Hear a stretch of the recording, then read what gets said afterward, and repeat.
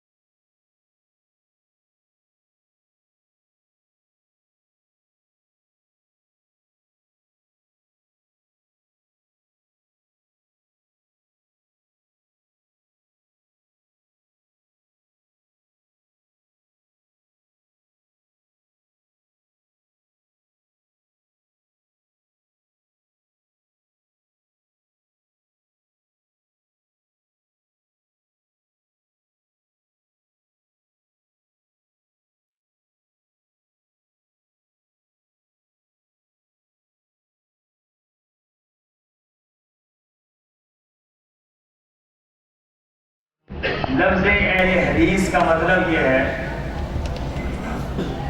کہ یہ وہ گروہ ہے جو اس بات کی طرف بلا رہا ہے، اس دعوت کی طرف بلا رہا ہے جس دعوت کو اللہ نے آسمانوں سے جبرائیل کے ذریعے محمد رسول اللہ پر نازل کیا، اور محمد رسول اللہ صلی اللہ علیہ وسلم نے اس دعوت کو دنیا والوں کے سامنے پیش کیا۔ اس دعوت کی طرف بلانے والوں کو اہل حدیث کہا جاتا ہے، اور یہ جملہ ہمارے لیے بہت قابل فخر جملہ ہے۔ یہ جملہ ہمارے لیے بڑی عزت اور بڑے شرف والا جملہ ہے،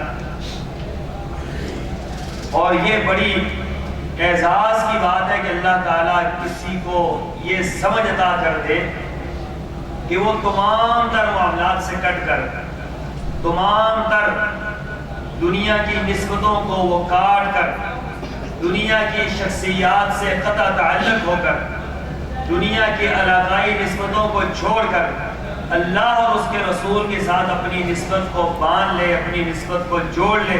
اس سے بڑی فخر والی بات کوئی نہیں ہو سکتی۔ اس لیے ہمارا نقطۂ نظر یہ ہے کہ اہل حدیث مکتبہ فکر یہ حق ہے، یہ سچ ہے، اور اللہ کے فضل و کرم سے ہمارا یہ ایمان ہے کہ یہی گروہ جنت میں جائے گا۔ اب یہ میں نے کافی ساری باتیں ایک ہی جملے کے اندر کر دی، اور اتنی وضوح کے ساتھ کر دی کہ کوئی شک کی گنجائش باقی نہیں۔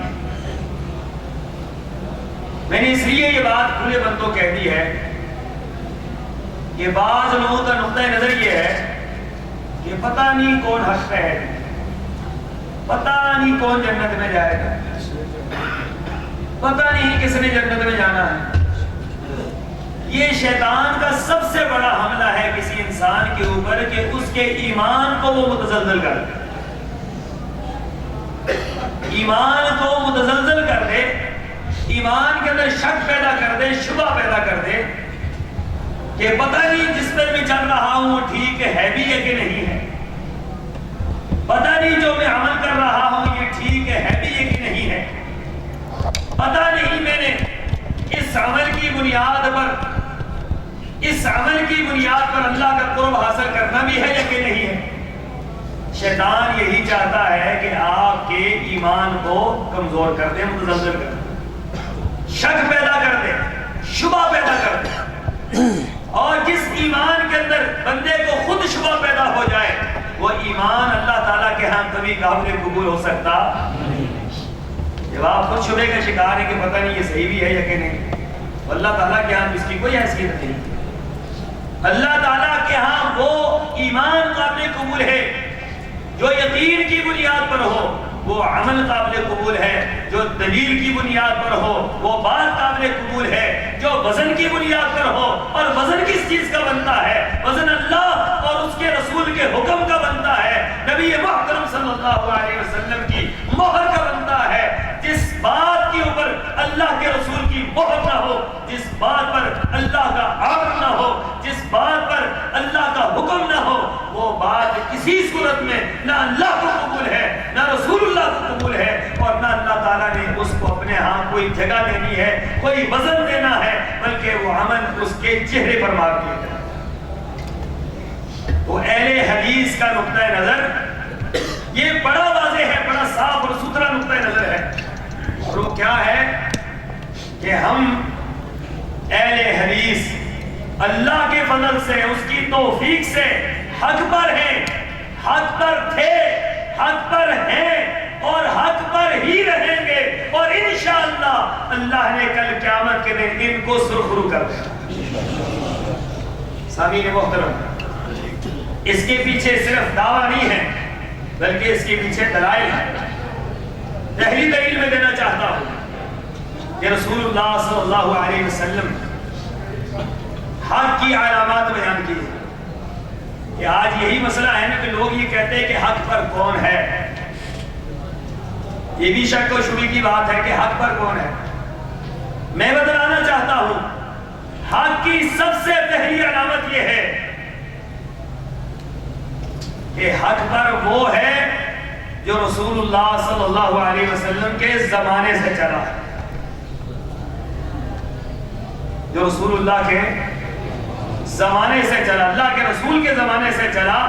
حق کی پہلی علامت اور حق کے لیے پہلی دلیل یہ ہے کہ حق پر وہ ہے جو رسول اللہ کے زمانے سے چلا ہے، اور جو رسول اللہ صلی اللہ علیہ وسلم کے ایک دن بعد، دنیا سے چلے جانے کے ایک دن بعد جو گروہ پیدا ہوا، جو فرقہ پیدا ہوا، جو افراد پیدا ہوئے، وہ حق پر ہو سکتے ہیں۔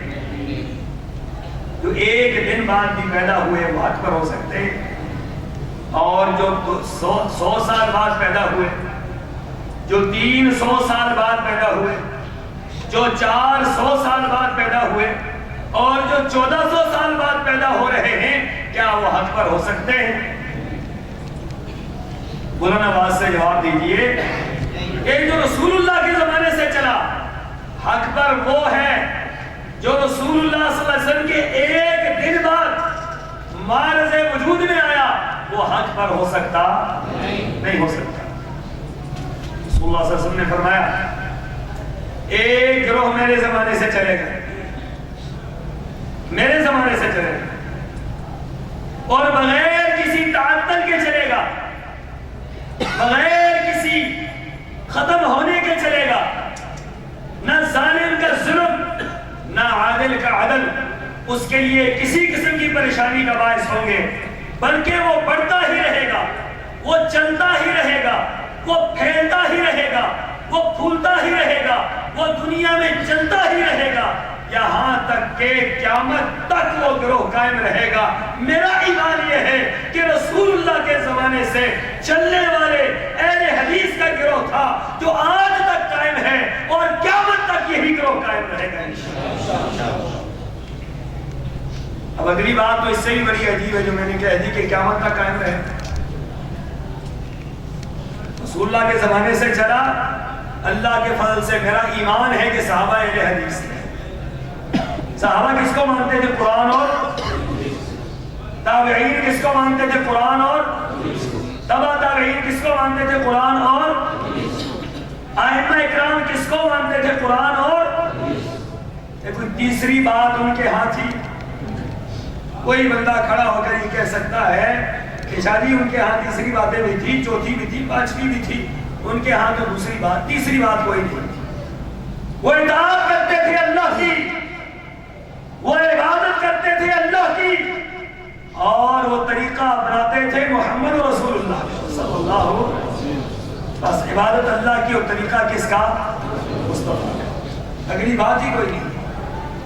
وہ اللہ اور اس کے رسول کی مانتے تھے، وہ اللہ اور اس کے رسول کے علاوہ کسی تیسرے کی بات کو ماننے کو تیار نہیں تھے۔ جو نقطہ نظر صحابہ کرام کا تھا کہ اللہ اور اس کے رسول کی ماننی ہے، اللہ اور اس کے رسول کے علاوہ کسی اور کی بات نہیں ماننی، وہی نقطہ نظر آج کس کا ہے؟ تو صحابہ کرام کا اور اہل حدیث کا نقطہ نظر کیا ہے؟ ایک ہے، ملتا جلتا نہیں ہے۔ یہ تو شک کی بات کر دیا آپ نے۔ یہ ایک ہے، ان کے نقطہ نظر میں اور اہل حدیث کے نقطہ نظر میں رائی کے دانے کے برابر فرق نہیں ہے۔ وہ بھی یہ ایمان رکھتے تھے کہ اللہ اور اس کے رسول کی بات مانیں گے نجات ملے گی۔ آج اہل حدیث کا بھی یہی ایمان ہے، اللہ اور اس کے رسول کی بات مانیں گے تو نجات ملے گی۔ تو پھر ہمارا نقطہ نظر وہی ہے جو صحابہ کرام کا نقطہ نظر۔ اگلی بات کہ صحابہ کرام کے زمانے سے چلے، میرا ایمان یہ بات کہتا ہے کہ صحابہ کرام کے اندر قرآن اور سنت کے معاملے میں کوئی اختلاف موجود ہے نہیں تھا۔ تابعین کے زمانے میں، تبع تابعین کے دور میں ان کے درمیان کتاب و سنت کے معاملے میں اختلاف ہے۔ سب کا نقطہ نظر یہی تھا کہ اللہ اور اس کے رسول کی بات مانو، قرآن اور حدیث کو مانو، اللہ اور اس کے رسول کی بات مانو۔ صحابہ بھی یہی کہتے ہیں، تابعین بھی یہی کہتے ہیں، تبع تابعین بھی یہی کہتے ہیں، اور یہاں تک کہ ائمہ کرام بھی یہی کچھ کہتے ہیں۔ کسی ایک امام نے نہیں فرمایا، کسی ایک امام نے۔ کروڑ ہاں رحمتیں ہوں ان ائمہ کی قبروں پر، اللہ ان کے درجات کو بلند کر دے۔ کسی ایک امام نے نہیں کہا کہ رسول اللہ کی بات کو چھوڑ کر میری بات مانو۔ کسی ایک امام نے نہیں کہا کہ میری مانو اس کی نہ ماننا۔ کسی ایک امام نے نہیں کہا میری تقلید کرنا اس کی نہ کرنا۔ کسی ایک امام نے نہیں کہا کہ میرا اتحاد ماننا اس کا نہ ماننا، بلکہ ہر امام یہی کہتا رہا ہے بات ماننی ہے، سر جھکانا ہے، نظریہ بنانا ہے، عقیدہ بنانا ہے، سوچ اور فکر بنانی ہے، ایمان بنانا ہے تو صرف محمد رسول اللہ صلی اللہ علیہ وسلم کی ذات پر بنانا ہے۔ اس سے ہٹ کر ہر ایک کی بات کو رد بھی کیا جا سکتا ہے، قبول بھی کیا جا سکتا ہے۔ امام مالک رحمۃ اللہ علیہ رسول اللہ صلی اللہ علیہ وسلم کے مسجد میں، مسجد نبوی میں درس دیا انہوں نے، عرصہ دراز تک درس دیتے رہے، اور پھر ہر بات پر یہ فرمایا کرتے تھے کہ ہر انسان کی بات کو رد کیا جا سکتا ہے لیکن صاحب قبر کی بات کو رد کیا جا سکتا۔ یہی اہل حدیث کا نقطہ نظر ہے کہ ہر ایک کی بات کو رد کر دیں۔ میں سمجھانے کے لیے بات کر رہا ہوں، صرف سمجھانے کے لیے کہ اگر میں یہ بات کہہ دیتا ہوں کہ میں امام شافعی کے اس اجتہاد کو نہیں مانتا، تو کیا کہیے گا کوئی فرق پڑا ہے؟ جی ٹھنڈے ہیں میرے کو، اندر تو گرمی ہو گئی۔ میں اگر یہ بات کہتا ہوں کہ میں امام ابو حنیفہ رحمت اللہ علیہ کے اس اجتہاد کو، اس قول کو، اس بات کو نہیں مانتا، تو کوئی میرے ایمان پر فرق پڑا ہے؟ نہیں۔ خدا نہ خواستہ، اللہ نہ کرے، اللہ نہ کرے دل پر ہاتھ رکھ کر یہ بات کہے، 1000 مرتبہ سوچ لیں، صرف سمجھانے کے لیے بات کر رہا ہوں۔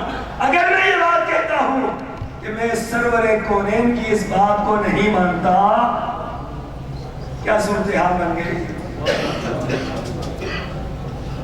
یہ فرق ہے آئمہ میں اور رسول اللہ صلی اللہ علیہ وسلم کی ذات میں۔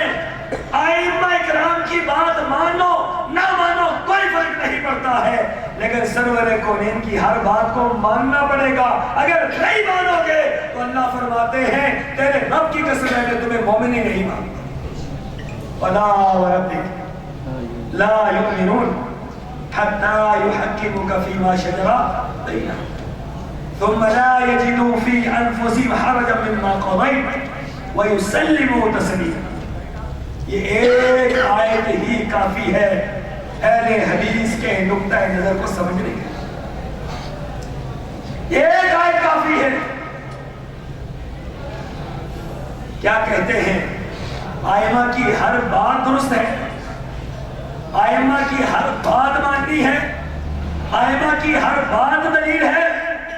بعض لوگوں نے یہی کہہ دیا ہے کہ ہمارے لیے تو ہمارے امام کی بات حجت ہے، ہمارے لیے تو ہمارے امام کی بات حجت ہے۔ ہم یہ بات کہتے ہیں لوگوں، نہیں، اہل حدیث کا نقطہ نظر یہ ہے کہ تمہارے لیے تمہارے امام کی بات ضرور حجت ہوگی، لیکن ہمارے لیے وہ امام الانبیاء کے علاوہ کسی اور امام کی بات حجت ہو ہی نہیں سکتی۔ ہمارے لیے حجت ہے تو کس کی بات؟ محمد رسول اللہ صلی اللہ علیہ وسلم۔ فلا وربک، تیرے رب کی قسم، لا یؤمنون، مومن نہیں ہے۔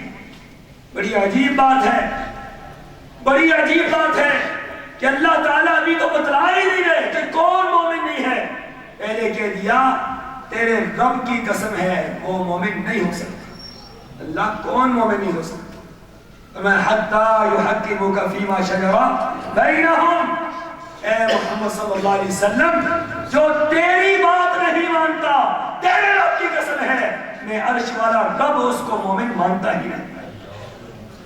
جس کو اللہ مومن نہ مانے وہ مومن ہو سکتا؟ شک ختم ہوا ہی نہیں ہوا۔ یہ جو شک ہے نا بڑا ہوا کہ پتہ نہیں کون ٹھیک تو وہ ہے جو رسول اللہ کی مانتا ہے، جو رسول اللہ کے علاوہ کسی اور کی مانتا ہے وہ ٹھیک ہو سکتا؟ اور یہ ایک مسئلہ نہیں ہے، بیسیوں مسائل ہیں، بیسیوں سینکڑوں مسائل ہیں جن میں قرآن اور بات کہتا ہے، حدیث اور بات کہتی ہے، آئمہ کا اجتہاد اور کہتا ہے۔ یہ قرآن کو بھی چھوڑتے ہیں، حدیث کو بھی چھوڑتے ہیں، اور پھر یہ بات کہتے ہیں ہمارے لیے تو ہمارے امام کی بات حجت ہے۔ اہل حدیث یہ کہتا ہے نہیں، اگر کائنات کے اندر کسی کی بات حجت اور دلیل ہو سکتی ہے تو صرف محمد رسول اللہ کی بات ہے، اس کے علاوہ کسی اور کی بات نہیں۔ یہ ہمارا نقطہ ہے، صاف ستھرا نکھرا ہوا واضح، جس کے اندر کوئی پیشاب نہیں، کوئی شک نہیں، کوئی شبہ نہیں، رائی کے دانے کے برابر شبہ نہیں۔ جس طرح مجھے ابھی رات کے ہونے پر یقین ہے، مسجد کے بیٹھنے پر یقین ہے، مسجد جامعہ الحرمین میں بیٹھنے پر یقین ہے، چھوڑیے اس بات کو۔ جس طرح مجھے اللہ پر یقین ہے، جس طرح مجھے رسول اللہ کی ذات پر یقین ہے، مجھے اسلام کے حق ہونے پر یقین ہے، اس طرح مجھے مسلک اہل حدیث کے سچ ہونے پر یقین ہے۔ میرے یقین کے اندر کوئی تزلزل نہیں۔ یہ کیا بات ہے؟ ہم یہ سوچتے رہے پوری زندگی پتہ نہیں ہم ٹھیک ہیں یا کہ نہیں، تو پھر تو سارا کام خراب ہو گیا، پھر تو ہم نے سب کچھ برباد کر دیا.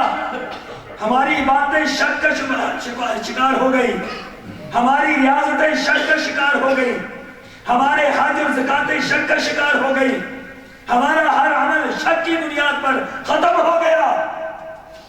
عمل یقین کی بنیاد پر ہوگا تو اللہ تعالیٰ کے ہاں قابل قبول ہوگا. عمل کے اندر یقین نہیں ہے تو عمل قبول ہو سکتا. تو ہم یہ جو کہتے ہیں ہم رفع دین کرتے ہیں، ہمارا ایمان ہے کہ رسول اللہ سے رفع دین کرنا ثابت ہے، ہمارا ایمان ہے تب ہم کرتے ہیں. ہمیں اگر شک ہو کہ عدم رفع دین بھی ہے تو ہم کبھی رفع دین کبھی نہ کریں، چھوڑ دیں، کبھی کر لیں کبھی نہ کریں. اس طرح ہمارے بعض حضرات وہ ہمیں کہا کرتے تھے کہ ہم کبھی کر لیتے ہیں کبھی نہیں کرتے. ہم بڑی حیران ہوتے تھے کہ ہم نے تو کبھی نہیں چھوڑا ہے، آپ کرنے کو مجبوری سمجھتے ہیں اور ہم کبھی چھوڑ نہیں سکتے ہیں. کیوں؟ تمہارے مسلک کے اندر تم جس مسلک پر قائم ہونے کے باوجود تم شک کا شکار ہو، اور ہم اللہ کے فضل و کرم سے جس پر کھڑے ہیں ہمیں اس پر اس طرح یقین ہے جس طرح اللہ کے ایک بڑے بڑے. ہمیں کوئی شک نہیں، کوئی شبہ نہیں ہے. کیوں کہ رسول اللہ صلی اللہ علیہ وسلم نے فرمایا تھا کہ یہی گروہ رسول اللہ کے زمانے سے چلے گا اور پھر تسلسل کے ساتھ رہے گا، کٹے گا نہیں، ختم نہیں ہوگا اور قیامت تک رہے گا. کہاں تک رہے گا؟ جب کوئی نہیں تھا، کوئی فرقہ نہیں تھا، کوئی گروہ نہیں تھا، کوئی مسلک نہیں تھا. اہل حدیث کا مسلک اس وقت بھی تھا، اور میرا ایمان ہے جب کوئی نہیں ہوگا اہل حدیث کا مسلک پھر بھی زندہ ہوگا. کسی نے بہت کوشش کی ہے، بہت کوشش کی ہے، بہت کوشش کی. اور کوشش کیا کی انہوں نے کہ سوال اٹھایا کہ حضرت عیسیٰ علیہ السلام جب تشریف لائیں گے تو حضرت عیسیٰ کس امام کی پیروی کریں گے. دیکھیں حضرت عیسیٰ کو بھی یہ امام کا متبع بنایا. پھر بڑی جرت کی انہوں نے، اور جرت کر کے اپنی کتاب کے اندر یہ بات لکھ دی کہ ہمیں یقین ہے چونکہ ہم بہت زیادہ ہیں تو لہذا ہمیں یقین ہے کہ جب حضرت عیسیٰ تشریف لائیں گے تو حضرت عیسیٰ حنفی المسلک ہوں گے. شکر ہے تم نے رسول اللہ کے بارے میں کوئی بات نہیں کر دی. کیسی کیسی باتیں لوگوں نے کر دی اپنے ائمہ کو ثابت کرنے کے لیے، اپنے مسالک کو ثابت کرنے کے لیے، اپنے مسالک کو ترجیح دینے کے لیے، اپنے مسالک کو دنیا والوں کے سامنے پیش کرنے کے لیے. کتنی بڑی بڑی جرات سے انہوں نے کیا کچھ لکھ دیا ہے. اہل حدیث یہ بات کہتا ہے لوگوں، حق وہ ہے جو سرور کونین کی زبان سے نکلا ہے. کیوں؟ ما ينطق عن الهوى ان هو الا وحی. وہ زبان واحد زبان ہے جو اللہ کے احکامات کی پابند ہے. میری زبان سے خطا ہوتی ہے، ہو سکتی ہے، ہو رہی ہے، ہوتی رہے گی. مولانا حافظ مقصود صاحب کی زبان سے غلطی ہو سکتی ہے، مولانا گل ولی صاحب کی زبان سے غلطی ہو سکتی ہے، سید نذیر حسین دہلوی کی زبان سے غلطی ہو سکتی ہے، ثناء اللہ مدنی کی زبان سے غلطی ہو سکتی ہے، ابن تیمیہ ابن قیم کی زبان سے غلطی ہو سکتی ہے. کائنات کے اندر ایک ہی ہستی ہے جن کی زبان سے غلط بات نکل ہی نہیں سکتی ہے، اور وہ کون ہے؟ محمد رسول اللہ صلی اللہ علیہ وسلم. نعرہ تکبیر، مسلک اہل حدیث. ایک زبان. کیوں؟ ما ينطق عن الهوى ان هو الا وحی یوحی.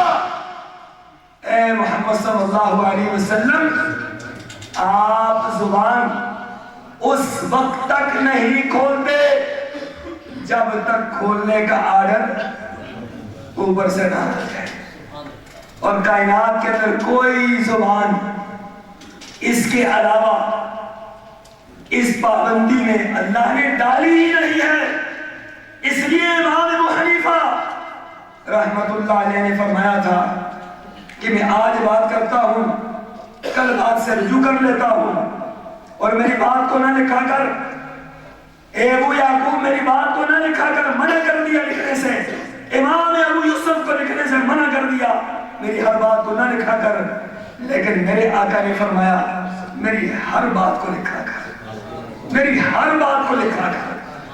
ہاں آقا، لوگ تو کہتے ہیں کبھی غم کی کیفیت، کبھی خوشی کی کیفیت، کبھی حالات کیسے، کبھی حالات کیسے، پتہ نہیں زبان مبارک سے جو جملہ نکلے وہ حق ہو یا نہ ہو۔ صحابی فرماتے ہیں میرے آقا نے زبان پکڑ لی، اپنی زبان پکڑ لی، اور زبان پکڑ کر فرمایا اللہ کی قسم ہے اس زبان سے جب بھی نکلے گا حق نکلے گا، حق کے سوا کبھی کچھ نہیں نکل سکتا۔ پھر اس کے علاوہ کسی کی بات حق ہو سکتی؟ ہمیں کوئی شک ہونا چاہیے۔ میں تو اپنے آپ کو بھی اور آپ کو بھی یہ نصیحت کرنے آیا ہوں، خبردار خبردار، کہیں اس شک میں نہ پڑ جائیے گا کہ پتہ نہیں کون حق پہ ہے۔ اللہ کے فضل و کرم سے اہل حدیث حق پہ ہیں، اور حق پر تھے اور حق پر رہیں گے۔ کائنات کے اندر یہ واحد گروہ ہے، دنیا والوں نے اپنے نقطے تبدیل کیے، اپنے علاقے تبدیل کیے، اپنے امام بدل لیے، کتابیں بدل لی، نقطہ نظر بدل لیے۔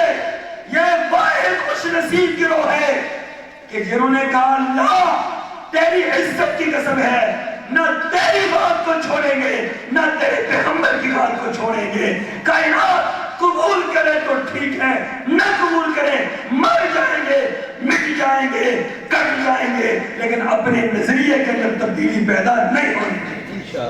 وآخر دعوانا الحمدللہ رب العالمین۔